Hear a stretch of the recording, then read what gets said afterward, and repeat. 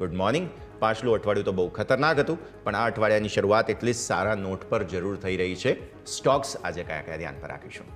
જી yes, good morning. હવે આજે સૌથી પહેલાં હું વાત કરવા માંગીશ તો ઓટો આંકડાથી શરૂઆત કરવા માંગીશ. સ્વાભાવિક છે કે હવે આપણે માર્ચ મહિનામાં એન્ટર થયા છે, એટલે કે ફેબ્રુઆરી મહિનામાં કેવું પરફોર્મન્સ રહ્યું છે ઓટો આંકડાનું એ સામે આવ્યું છે. તો સૌથી પહેલાં જે પોઝિટિવ આંકડા આવે છે એનાથી સૌથી પહેલાં શરૂઆત કરવા માંગીશ. તો સ્ક્રીન પર સૌથી પહેલાં આપણે મહિન્દ્રા આપણે વાત કરીએ તો મહિન્દ્રાના જે સૌથી પહેલાં જે ટોટલ સેલ્સ તમને કહું 72,923 યુનિટ હતું, જે 14.8% વધીને 83,702 યુનિટ આવી, એટલે સેલ્સ વધ્યું છે. સામે જો કંપનીના જે પેસેન્જર વ્હીકલની વાત કરું સેગમેન્ટ વાઇઝ તો 42,401 યુનિટથી 18.9% વધીને 50,420 યુનિટ આવી છે. સામે કંપનીએ બીજા કન્ટ્રીમાં કેટલા એક્સપોર્ટ કર્યા છે તો એક્સપોર્ટનો આંકડો 99% વધ્યો છે, એટલે કે ઓલમોસ્ટ કંપનીએ ડબલ કર્યું છે. જે 1,539 યુનિટની સામે 3,000ની ઉપર કંપનીએ એક્સપોર્ટ કર્યા છે. થ્રી વ્હીલર સેગમેન્ટની વાત કરું તો થ્રી વ્હીલરમાં કંપનીનું સેલ્સ 3.8% ગ્રોથ કરીને 6,395 યુનિટ આવ્યું છે. જો ટ્રેક્ટર સેગમેન્ટની વાત કરું તો ટ્રેક્ટરમાં પણ કંપનીનું વેચાણ 18% અહીંયાથી ગ્રોથ જોવા મળ્યું છે. સામે જો કંપનીનું સ્થાનિકમાં ટ્રેક્ટર વેચાણ એટલે કે ભારતમાં કંપની ટ્રેક્ટર વેચાણ કેવું રહ્યું કે એમાં પણ 19% ગ્રોથ બતાવે છે, જે વધીને 23,880 યુનિટ આવી. એક્સપોર્ટ કંપનીને અહીંયાથી 6% વધ્યા છે સ્થાનિક ઓવરઓલ બહારની કન્ટ્રીમાં, કે જે 1,551 યુનિટથી વધીને ટ્રેક્ટર એમણે 1,647 યુનિટનું વેચાણ કર્યું છે, એટલે કે ઓવરઓલ નંબર કંપનીના સારા જોવા મળે છે ફેબ્રુઆરી મહિનામાં. નેક્સ્ટ વાત કરવા માંગીશ તો એ છે આઈસર મોટર્સ. આઈસર મોટર્સના પણ અહીંયાથી અનુમાન કરતાં સારા જોવા મળે છે આંકડા. કંપની રોયલ એનફિલ્ડ 75,935 યુનિટ વેચાણ થયું હતું ગયા વર્ષે, એની કમ્પેરમાં આ ફેરી ફેબ્રુઆરીમાં 19% વધીને 90,670 યુનિટ કંપનીએ સેલ્સ કર્યું છે. સામે જો કંપનીના એક્સપોર્ટની વાત કરું તો 8,013 યુનિટની સામે 23% ગ્રોથ કર્યો છે અને 9,871 યુનિટની કંપની અહીંયાથી સેલ્સ કર્યું છે. હવે વીઈસી એટલે કે એમનું છે કે વોલ્વો સેગમેન્ટ છે, એટલે કે વોલ્વો આઈસર કોમર્શિયલ વ્હીકલ છે, એનું સેલ્સ અહીંયાથી 9% ગ્રોથ જોવા મળ્યો છે અને જે વધીને 8,092 યુનિટ આપણને અહીંયાથી જોવા મળ્યું છે, એટલે કે અહીંયા પણ આંકડા અનુમાનથી સારા છે. વાત થઈ આઈસર મોટર્સ. નેક્સ્ટ વાત કરવા માંગીશ તો એસ્કોટ કુબોટા. આ કંપનીના પણ અનુમાનથી સારા નંબર આવે છે. કંપનીનું જો ઓવરઓલ સેલ્સની વાત કરું ટ્રેક્ટર સેલ્સ તો આપણને અહીંથી 11.4% ગ્રોથ બતાવે છે અને 8,590 યુનિટ આવે છે.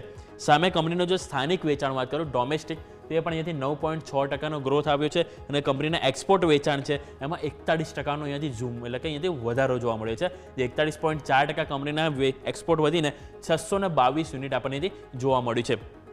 નેક્સ્ટ તમારા કાઉન્ટર પર હોવું જોઈએ છે ટીવીએસ મોટર્સ. એઝ યુઝ્યુઅલ દરેક ત્રિમાસિકની જેમ આવડે દરેક મહિનાની જેમ આ મહિના પણ કંપનીએ સારો અહીંયાથી નંબર આપ્યા છે. સૌથી પહેલાં કંપનીનું સેલ્સ જો 10% વધ્યું છે, જે અહીંયાથી 3.68 લાખ યુનિટની સામે કંપની આ ફેરી 4.03 લાખ યુનિટનું વેચાણ કર્યું છે.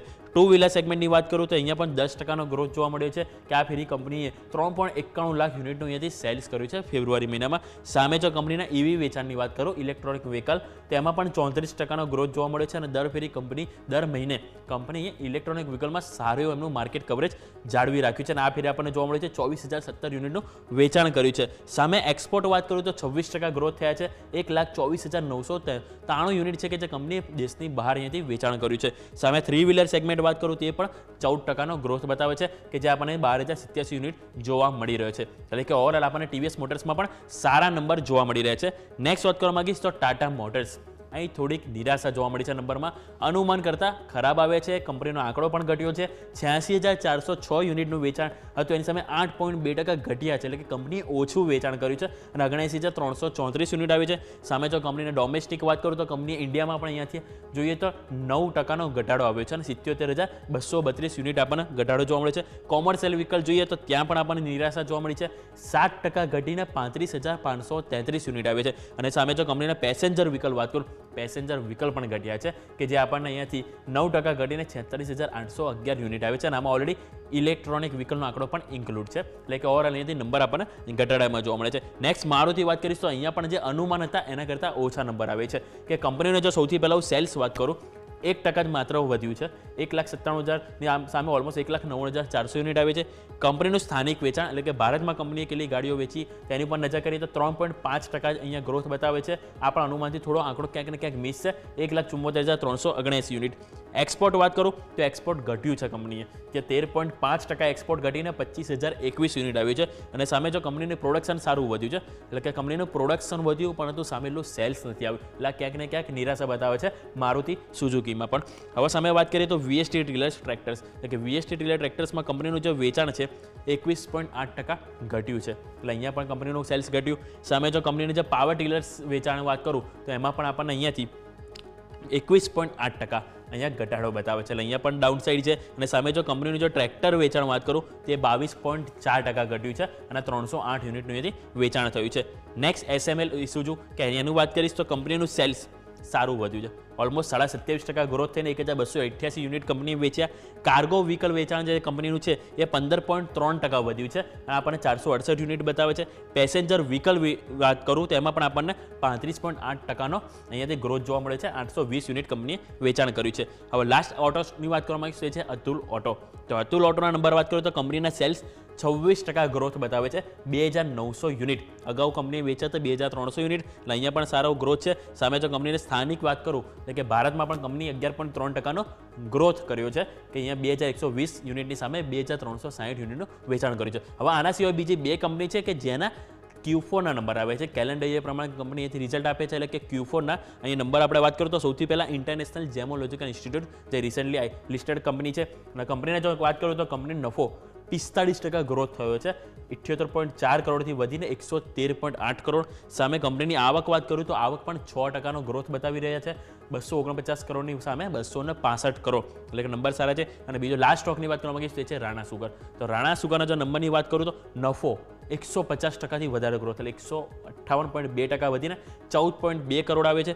અને જો કંપનીની આવકની વાત કરું તે પણ 15.8% ગ્રોથ થઈને 390.3 કરોડ કંપનીની આવક જોવા મળી છે. એટલે કે ઓવરઓલ આપણે દરેક સ્ટોક સ્પેસિફિક વાત કરી, પણ મોસ્ટલી ખાસ કરીને આજે વાત કરીએ તો ઓટો સ્ટોક છે કે જે આજે ફૂલ એક્શન મોડમાં રહેશે. સ્વાભાવિક છે કે લાસ્ટ આપણે જોઈએ તો ફેબ્રુઆરી મહિનામાં ઓવરઓલ ઓટો ઇન્ડેક્સ આપણને 7 થી 8% ઘટ્યું હતું. સ્વાભાવિક છે કે ઓવરઓલ એવરેજ જે કંપની છે એના કરતાં વધારે કંપની એવી છે કે જેણે નંબર સારા આપ્યા છે, એટલે સ્વાભાવિક છે કે ક્યાંક ને ક્યાંક આપણને પોઝિટિવ એક્શન આજે જોવા મળી શકે. યસ, ઓકે, તો સ્ટોક સ્પેસિફિક આ બધા જ કાઉન્ટર્સ છે કે જેને ધ્યાન પર રાખવા જરૂરી રહેશે. પણ યોમિક સાથે સાથે હવે એ સમજવાનું થશે કે અહીંયાથી ખાસ બ્રોકરેજ હાઉસીસ તરફથી કયા કયા રિપોર્ટ્સ જે છે તે સામે આવતા જોવા મળેલા છે, તો હવે તેના પર નજર કરી લઈએ. બિલકુલ. હવે ઘણા બધા બ્રોકરેજ હાઉસ છે કે જેના તરફથી અહીંથી સ્ટોક ઉપર રેટિંગ અપગ્રેડ કરવામાં આવે છે, અને એમણે અહીંયાથી રેટિંગ અપગ્રેડ સાથે ટાર્ગેટ પણ તેઓ સાથે સાથે અહીંથી બદલાવ કર્યા છે. તો આવો એની ઉપર નજર કરીએ. તો સૌથી પહેલાં નંબરમાં આપણે જોયું કે મહિન્દ્રાના પોઝિટિવ નંબર આવે છે. હવે એની ઉપર HSBCનો રિપોર્ટ આવ્યો છે. તો હવે HSBC મહિન્દ્રા ઉપર શું કહી રહ્યા છે આવો એ જાણીએ. તો સૌથી પહેલાં મહિન્દ્રા ઉપર ખરીદવાની સલાહ આપી રહ્યા છે. લક્ષ્યાંક 3520 આપી રહ્યા છે. એમનું કહેવું છે કે ઇલેક્ટ્રોનિક વ્હીકલમાં જે પેનિટ્રેશન 15% પહોંચવું જરૂરી છે. બીજું, ઇલેક્ટ્રોનિક વ્હીકલના આયાતના નિયમો થોડો સમય એથી નકારાત્મક અસર આપશે, એટલે કે એમની કોમેન્ટરી મિક્સ જોવા મળી છે કે એમના જે અહીંયા ઓવરઓલ કે આયાત એટલે કે ઇમ્પોર્ટના જે સમાચાર આવે છે કે જે ટેસ્લાની એન્ટ્રી થઈ શકે છે કે જે વોટેવર જે બી સમાચાર છે એની ક્યાંક ને ક્યાંક થોડી નેગેટિવ ઇમ્પેક્ટ જોવા મળશે, પરંતુ એમણે કીધું કે કંપનીનું પેનિટ્રેશન 15% હોવું જરૂરી છે, એટલે કે અહીંયાથી તેઓ ઓવરઓલ પોઝિટિવ છે. ખરીદવાની સલાહ ટાર્ગેટ 3520 આપી રહ્યા છે. નેક્સ્ટ વાત કરવા માંગીશ તો અલ્ટ્રાટેક સિમેન્ટ ઉપર મોર્ગન સ્ટેનલીનો રિપોર્ટ આવે છે. મોર્ગન સ્ટેનલી અહીંયા ઓવરવેટ રેટિંગ આપી રહ્યા છે, એટલે કે પોઝિટિવ છે. લક્ષ્યાંક રૂપિયા 13,650 આપી રહ્યા છે. એમનું કહેવું છે કે જે ગ્રે સિમેન્ટ કંપનીનો કોર બિઝનેસ રહેશે અને હાલમાં માત્ર કેબલ વાયર કારોબારમાં જ પ્રવેશ કરશે એવું એમનું માનવું છે. એટલે પરંતુ ઓવરઓલ એમનું જે મેઇન જે કોર બિઝનેસ છે ગ્રે સિમેન્ટ એમની વાત કરી રહી છે કે તેઓ પોઝિટિવ છે અને અહીંયાથી રેટિંગ પોઝિટિવ. અલ્ટ્રાટેક સિમેન્ટ ઉપર સિટીનો પણ રિપોર્ટ આવ્યો છે. સિટી કહી રહ્યા છે ખરીદી કરો, એટલે અહીંયા પણ ખરીદવાની સલાહ છે. ફોકસ સિમેન્ટ કારોબાર પર યથાવત છે અને એમનું કહેવું છે કે જે સ્ટ્રેટેજિક બિઝનેસ તરીકે કેબલ વાયરમાં રોકાણ કર્યું છે, એટલે કે જેમ રિસેન્ટલી સમાચાર આવ્યા કે કંપની 1800 કરોડ કેપેક્સ સાથે એન્ટ્રી કરવા જઈ રહી છે. એ એમનું એન્ટ્રી કરવા જઈ રહી હાલ ઠીક છે, પણ દરેક કંપની કહી રહી છે કે હાલ મેઇન ફોકસ એમનો સિમેન્ટ ઉપર જ રહેશે, એટલે અહીંયા પણ ખરીદવાની સલાહ છે. કોલ ઇન્ડિયા ઉપર મોર્ગન સ્ટેનલીનો રિપોર્ટ આવ્યો છે. તો અહીંયા એમના દ્વારા ઓવરવેટ રેટિંગ, એટલે અહીંયા પણ પોઝિટિવ રેટિંગ આપવામાં આવી છે. લક્ષ્યાંક રૂપિયા 525 આપવામાં આવે છે. એમનું કહેવું છે કે જે ઓફટેક 5% ઘટ્યો છે. મોટો નકારાત્મક મુદ્દો અહીંયા છે અને પાવરની માંગ ધીમી ગતિએ અહીંયા વધશે, એટલે કે અહીંથી ડગલે પગલે પહેલાં ધીરે પણ અહીંથી ઓવરઓલ જે પોઝિટિવ જોઈ રહ્યા છે ગ્રોથ પાવરની માંગમાં, એટલે ઓવરવેટ રેટિંગ ટાર્ગેટ અહીંયાથી 525 આપવામાં આવે છે. નેક્સ્ટ વાત કરવા માંગીશ તો પોલીકેબ ઉપર જેફરીઝનો રિપોર્ટ આવ્યો છે. જેફરીઝ પણ અહીંયા ખરીદવાની સલાહ આપી રહ્યા છે. એમનું કહેવું છે લક્ષ્યાંક ઘટાડે છે, ખરીદી કરો પણ લક્ષ્યાંક ઉમ્મીદ બહુ વધારે ના રાખો. 6485નો ટાર્ગેટ આપી રહ્યા છે. એમનું કહેવું છે કે ટાર્ગેટ પ્રાઇસ તેઓ જે ઘટાડી છે 6485, પહેલાં અગાઉ હતો 7700 રૂપિયા. 2 દિવસમાં શેર 20% ઓલરેડી ઘટી ગયો છે, એટલે કે એમને એની વેલ્યુ ઇન્વેસ્ટમેન્ટ તરીકે જોઈ રહ્યા છે. મધ્યમ સમયગાળા માટે આઉટલુક સારો રહેશે, એટલે અહીંયાથી તેઓ મીડિયમ ટર્મ જોઈ રહ્યા છે અને ઓવરઓલ પોઝિટિવ ખરીદવાની સલાહ. નેક્સ્ટ વાત કરવા માંગીશ તો એ તમારો છે IGI ઇન્ટરનેશનલ જેમોલોજીકલ ઇન્સ્ટિટ્યૂટ, જેના પરિણામ આવ્યા હમણાં તમને બતાવ્યા. મોર્ગન સ્ટેનલીનો રિપોર્ટ આવે છે ઓવરવેટ રેટિંગ, એટલે કે પોઝિટિવ રેટિંગ. લક્ષ્યાંક ₹670 આપવામાં આવે છે. એકંદરે પરિણામો સારા છે અને નેચરલ ડાયમંડ વોલ્યુમ વધ્યા છે, એટલે કે ઓવરઓલ તેમનો બિઝનેસને લઈને પોઝિટિવ છે. એ જ કારણથી તેઓ અહીંયાથી પોઝિટિવ રેટિંગ આપી રહ્યા છે. બોમ્બે સ્ટોક એક્સચેન્જ ઉપર રિપોર્ટ આવ્યો છે, એટલે કે BSE ગોલ્ડમેન સેસ તરફથી. ગોલ્ડમેન સેસ ન્યુટ્રલ છે અહીંયા, અને અહીંયાથી તેઓ ટાર્ગેટ ઘટાડ્યો છે. લક્ષ્યાંક 4880 કર્યો છે, અગાઉ હતા 5650 રૂપિયા. હવે એમનું કહેવું છે કે જે આગળના જે PE એટલે કે જે પ્રાઇસ ટુ ઇક્વિટી રેશિયો હોય છે એ અનુમાન ઘટાડ્યા છે એમણે. અને બીજું કે એમણે કહેવું છે કે જે શેર 2 દિવસમાં 100% ઓલરેડી ઘટી ગયો છે. લાસ્ટ સેશનમાં પણ આપણે જોયું હતું કે શુક્રવારે સ્ટોક 10% ઘટ્યો હતો.